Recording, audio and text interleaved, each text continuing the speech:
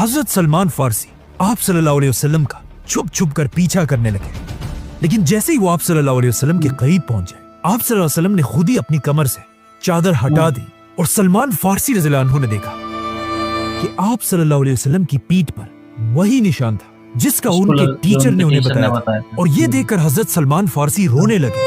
तीनों निशानी पूरी और इसी कब्रिस्तान में सलमान फारसी रज़ियल्लाहु अन्हु ने अपनी पूरी कहानी आप सल्लल्लाहु अलैहि वसल्लम को सुनाई।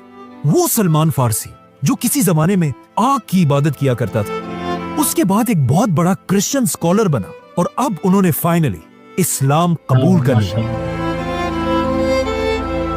लेकिन जैसे ही उन्होंने इस्लाम कबूल की, उसके कुछ ही अरसे बाद इस्लाम की पहली जंग का वक्त, जंगे बदर।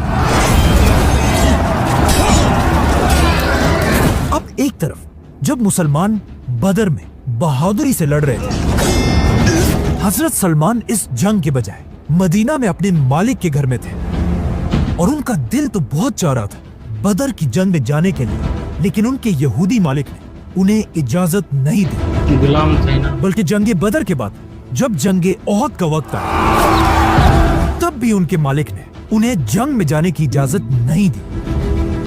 लेकिन आखिर बदर और ओहद की जंगों के बाद एक दिन रसूलुल्लाह सल्लल्लाहु अलैहि वसल्लम ने हजरत सलमान को अपने पास बुलाया और उनसे कहा, जाओ और अपने यहूदी मालिक से अपनी आजादी की कीमत पूछो।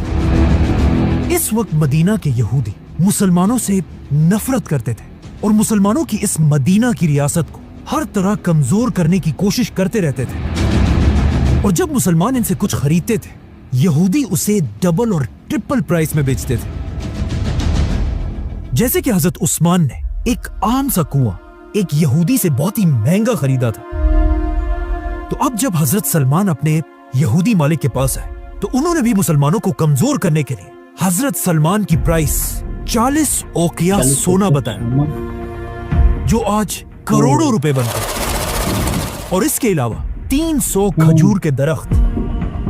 जब आप सल्लल्लाहु अलैहि वसल्लम को इस कीमत का पता चला, उन्होंने अपने सारे सहाबा से कहा कि अपने भाई सलमान की मदद करो।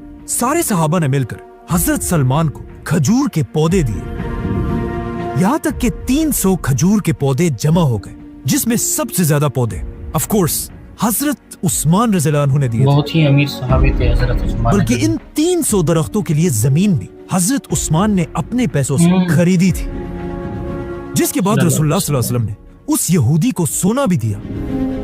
और इस तरह हजरत सलमान फारसी मुसलमानों की मदद से आजाद कर दिए गए।